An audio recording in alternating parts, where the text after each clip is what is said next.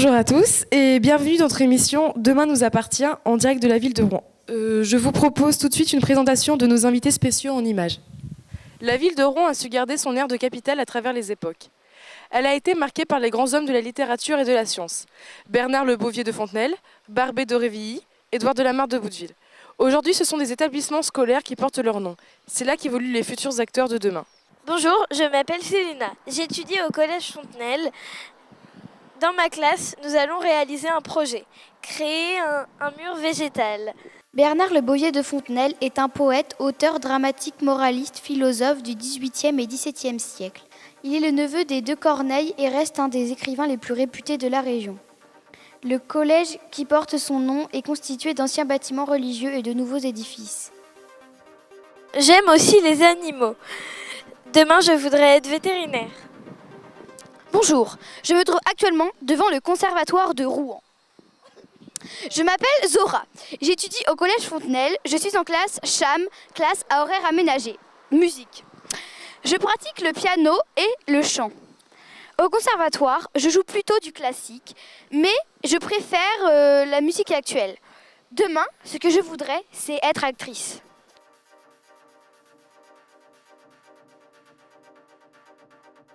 Bonjour, je m'appelle Louise. Je suis en première bac pro commerce au lycée de la Marre de Bouteville à Forges-les-Eaux. En 1884, le français Édouard de la Marre de Bouteville dépose le premier brevet concernant une automobile à 4 roues et équipée d'un moteur fonctionnant au gaz de pétrole. Édouard de la Marre va ainsi ouvrir, avec les autres inventeurs européens, l'ère de l'automobile. Ces véhicules vont très vite envahir nos villes. Demain, ces moyens de transport laisseront au cœur de Rouen de plus en plus la place aux piétons et aux vélos. Avec la seconde bac pro commerce, nous vendons des grilles de tombola pour apporter notre soutien à l'association SOS Viol. 40% des bénéfices leur reviendront, ainsi que 60% aux deux classes afin de financer une sortie scolaire. Demain, je voudrais devenir journaliste.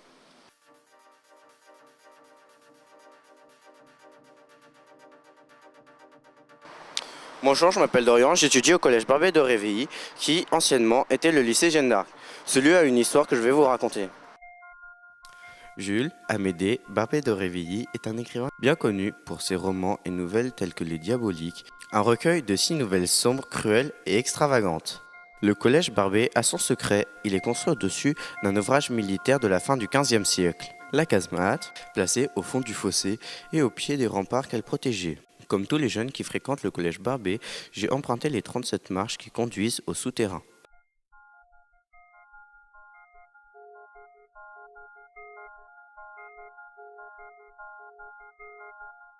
Autrefois, une porte, dite portora, encadrait l'entrée de l'escalier.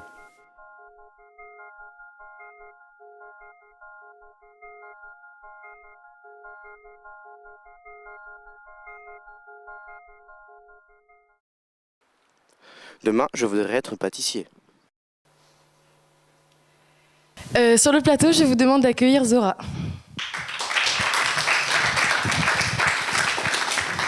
Bonjour Zora. Bonjour. La scène t'intéresse en qualité de musicienne, mais tu souhaites t'orienter vers le cinéma. Quel genre de film voudrais-tu tourner ? J'aime les comédies, mais je préfère les films d'action. Quel film as-tu apprécié ces derniers temps ?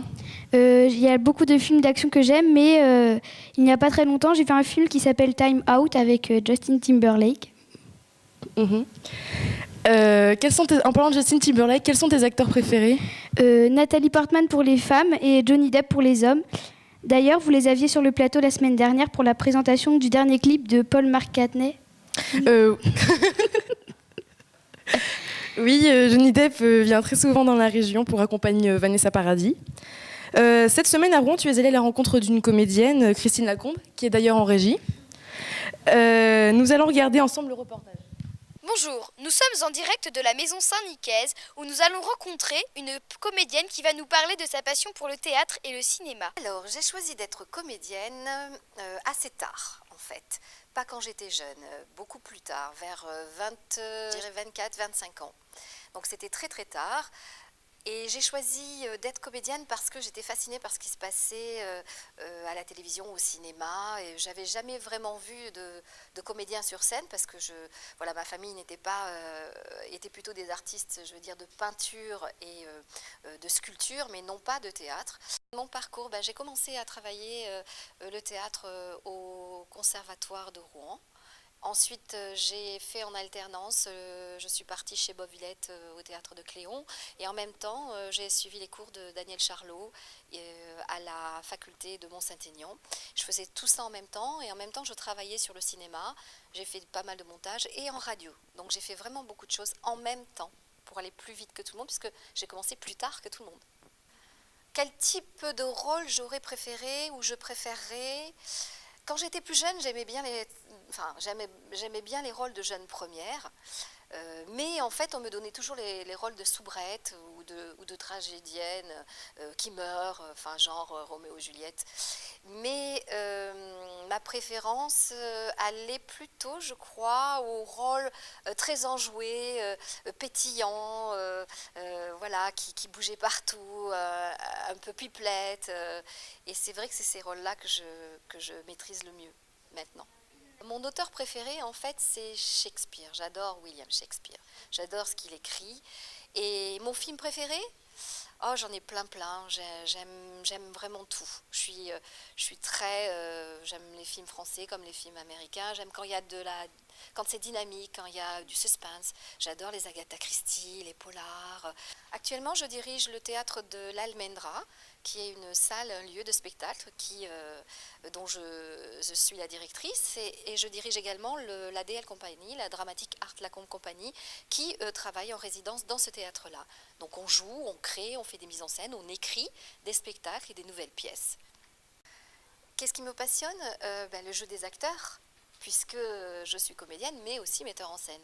J'aime beaucoup, je suis fascinée par le jeu, par prendre la peau d'un personnage, ou se mettre dans la peau d'un personnage pour pouvoir vivre quelque chose qui n'est pas ma vie de tous les jours. C'est ça aussi le but du jeu. Et c'est être passionné aussi par quelque chose. Quand on est passionné, on vit pour son travail. Et là, j'ai beaucoup de chance parce que je fais le travail que j'aime. Et je travaille aussi avec des jeunes et je les forme à devenir comédiens. Jean-Pierre, un peu de sérieux maintenant, s'il vous plaît. Ça me retourne le pit de te l'avouer, mais c'est une bonne idée. Si ces meurtres sont liés, on devrait finir par le savoir. En plus, vu le niveau de panique qui commence à régner, ça calmera tout le monde si on fait le point. En effet, depuis l'annonce de la mort de Germaine Cohen, depuis l'explosion de la Lagade... Ah, c'était le gros cube dans le brouillard sur l'eau ? C'est pas mal aussi. Yes, exactly, together. Non, je crois qu'ils demandent plutôt si nos victimes ont toutes travaillé ensemble. Je suis Hans-Jörg Weiter. Ça fait maintenant 40 années que je suis ici à la radio. Un peu de calme, s'il vous plaît. C'était quoi ce jeu ? Une grosse erreur, un jeu de culture générale avec un candidat. Attention, il n'y a eu qu'un seul numéro. Et pourquoi ? Le candidat, il était tellement nul que tout a dérapé. Nous avons invité les jeunes qui sont en stage avec Christine Lacombe. Ils vont vous présenter leur polar radiophonique.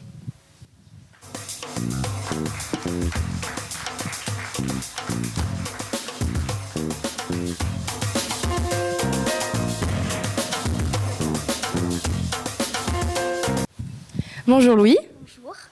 Parlez-nous de votre polar. Donc en fait, avec Christine Lacombe, nous avons fait un polar qui s'appelle Meurtre en stéréo, que nous allons jouer là tout de suite en direct. Donc voilà. D'accord, on va voir ça. J'ai piégé l'immeuble avec du C5. Je vais faire tout sauter avec cette télécommande. Excusez-moi, en tant que spécialiste matière, je me permets de vous corriger. La chance sourit toujours aux imbéciles. Vous êtes un grand chanceux, Jean-Pierre, non ? Pas trop. Bon, écoutez-moi, Jean-Pierre, il me reste encore quelques petits détails à vous donner. Derrière une de ces portes, une surprise vous attend. La porte numéro F, la porte numéro bleue et la porte 4. Chut, mesdames, messieurs, le moment est solennel, silence.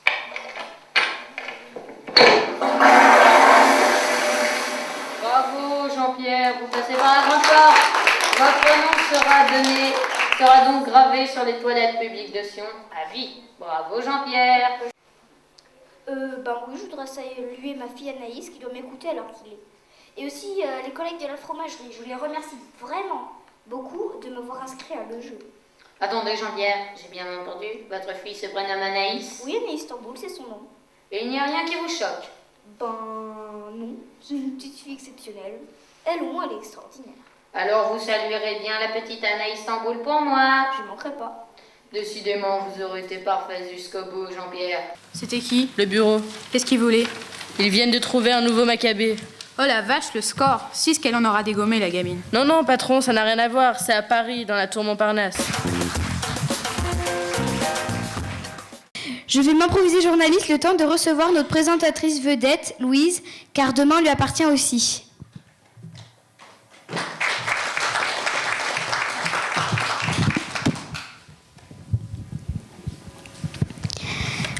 Louise, tu voudrais devenir journaliste. Dans quel secteur aimerais-tu travailler? La télévision, la radio ou bien la presse écrite? Dans la presse écrite. Est-ce que tu as un journal que tu préfères? Oui, Le Figaro, et j'aimerais beaucoup y travailler. Cette semaine, tu es allé à la rencontre d'un journaliste de radio, la fameuse radio qui a été le cadre du polar que nous avons vu tout à l'heure. Nous allons regarder ensemble le reportage. Bonjour Bruno, est-ce que vous pourriez nous présenter votre métier, s'il vous plaît? Alors moi je suis journaliste, rédacteur en chef pour une station locale de RCF. RCF c'est le réseau chrétien en France et on a 66 stations comme la nôtre dans laquelle vous vous trouvez. Et moi je suis responsable d'une zone, c'est-à-dire de Rouen, Dieppe, Yvetot, Neuchâtel et Le Havre. Quelquefois le national me demande des reportages où c'est moi qui propose un certain nombre de reportages. L'essentiel du métier c'est d'aller à l'extérieur pour interviewer les gens et recueillir bien sûr leur interview. Alors oui, pourquoi c'est une radio chrétienne? Parce que c'est une radio qui est voulue par les évêques dans leur diocèse. Le diocèse, vous savez, c'est des régions catholiques. On a un programme chrétien et puis on s'occupe plutôt de la personne. Notre vision, c'est ça, c'est notre leitmotiv, c'est RCF, la radio dans l'âme. Donc on va réfléchir plutôt à la personne, à ce qu'elle nous apporte, plutôt qu'aux faits divers. Ou alors, quand on traite un fait divers, on essaye de traiter ce qu'on appelle en journalisme des angles différents. C'est-à-dire, je ne sais pas, sur une attaque de banque ou sur ce qui s'est passé à Toulouse. On essaye plutôt de réfléchir à l'éducation des jeunes, à l'influence des religions justement dans la violence, pourquoi il en est arrivé là. Mais c'est une radio généraliste, mais avec un certain regard. Un regard chrétien sur le monde. Qu'est-ce qu'il faut faire pour être journaliste à la radio?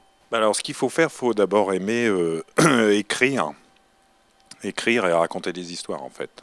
J'ai fait des études d'architecture, voilà. J'ai commencé la radio en faisant une émission musicale pour RCF, et puis ensuite j'ai fait de la programmation. Et puis ensuite, comme le journaliste est parti, je l'ai remplacé au pied levé, et j'ai fait de la formation interne à mon réseau, voilà. Mais si on veut faire la voie normale, il faut plutôt faire des études littéraires, je dirais. Et puis ensuite enchaîner sur une école de journalisme, qu'elle soit à Lille, à Paris, qu'elle soit publique ou privée, et que vous vouliez faire, vous vous spécialisez ensuite, soit dans la radio, soit dans la télévision, soit dans la presse écrite. Donc votre émission est radiophonique, donc sans images ni photographie, pas de vidéo. Est-ce que c'est difficile pour attirer les auditeurs? La radio, c'est un média qui vous parle à vous tout seul. Quand vous êtes dans votre voiture, dans votre salle de bain, vous avez l'impression que le journaliste, il vous parle à vous tout seul. C'est ça, je trouve, la vraie magie de la radio. Donc voilà, nous allons maintenant accueillir Selena.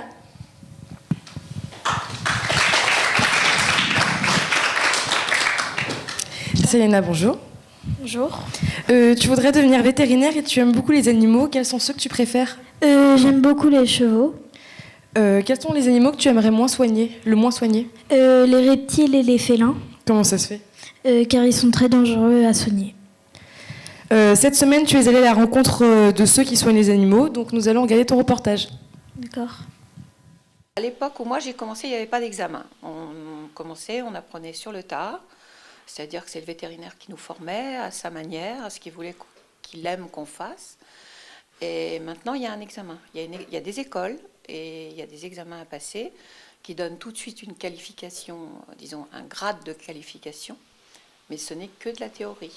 Donc il faut apprendre sur place, donc il faut trouver un vétérinaire qui accepte de prendre l'élève en charge et de lui apprendre le métier pratique.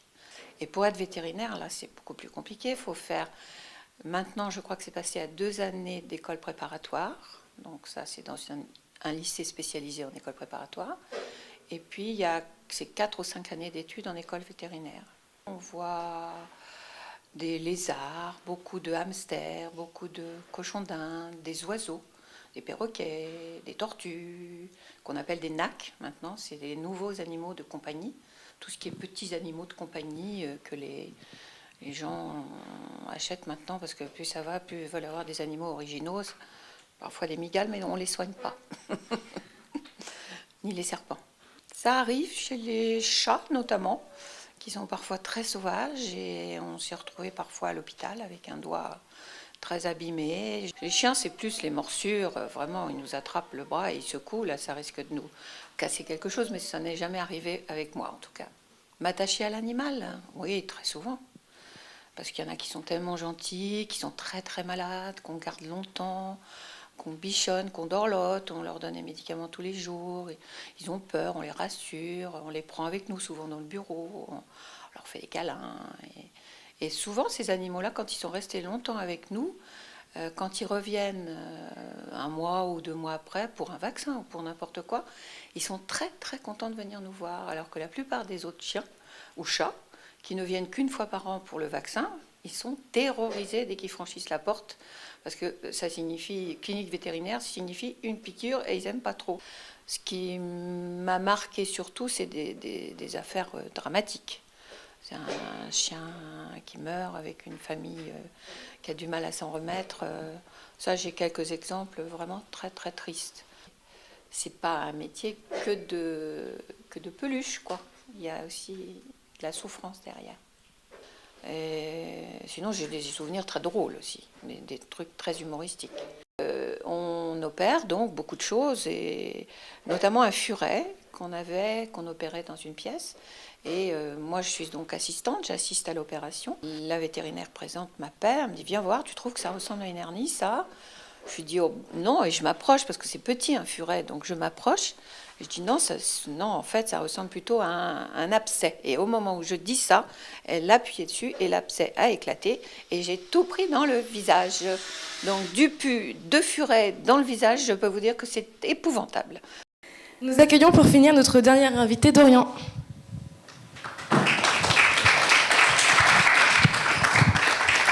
Dorian, bonjour. Bonjour. Demain t'appartient et tu désires devenir pâtissier. Depuis quand date cette passion ? Depuis que j'ai l'âge de 5 ans, j'avais commencé à cuisiner avec ma mère. Pourquoi tu as choisi de cuisiner des plats plutôt sucrés que salés ?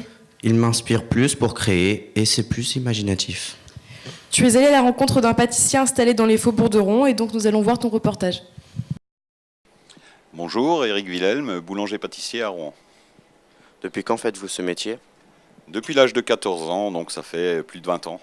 Je suis originaire d'Alsace, j'ai commencé en Alsace. Après, j'ai voyagé, je suis parti travailler en Suisse, en Angleterre, en Haute-Savoie, sur Paris. Et voilà, je suis arrivé à Rouen. Pourquoi avez-vous choisi de faire ce métier ? Dans ma famille, il y a 4 boulangeries-pâtisseries. Mes oncles et tantes sont dans le métier. Donc depuis tout petit, je suis baigné là-dedans, quoi. Donc la passion est venue comme ça. Avez-vous une ou des spécialités ? Les spécialités, plus dans la viennoiserie, je suis viennoiserie, pâtisserie, je suis plus spécialisé là-dedans. Mais après, c'est un métier qui offre toutes les ouvertures possibles et inimaginables. Avez-vous déjà réalisé une création originale ? Les créations originales, c'est souvent lors de grandes cérémonies, des baptêmes, des mariages ou des anniversaires. Et là, on fait ce qu'on veut. Le plus grand que j'ai fait, c'était un château fort en nougatine, une grandeur de 3 mètres à peu près de diamètre, donc très impressionnant, quoi. Avez-vous des recettes secrètes ? Au début, on cherche toujours à reproduire les recettes dans les livres, de ce qu'on a appris, de notre apprentissage.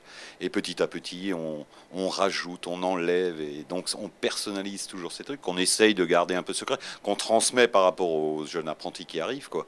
Et qui, eux, vont le retransmettre plus tard, quoi. Donc, on a toujours une petite part de secret. Pour l'occasion, je suis devenu apprenti pâtissier.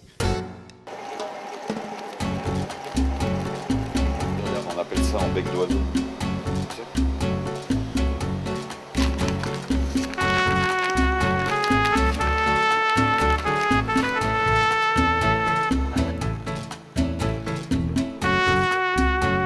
Voilà.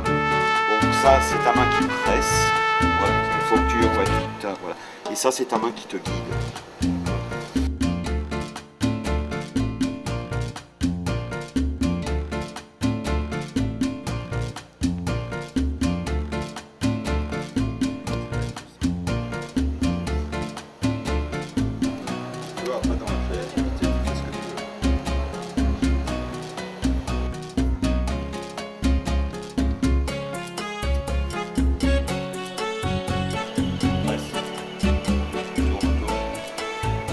Cherche pas à aller trop vite.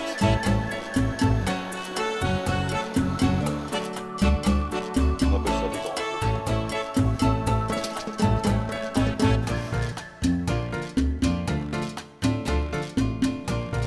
Non.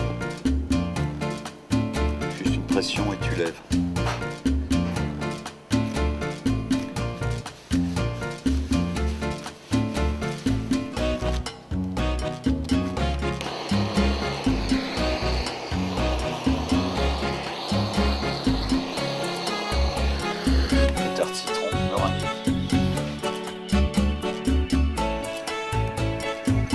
Ça c'est pour la brillance et en même temps ça protège le produit, l'appareil citron, ça évite que ça sèche.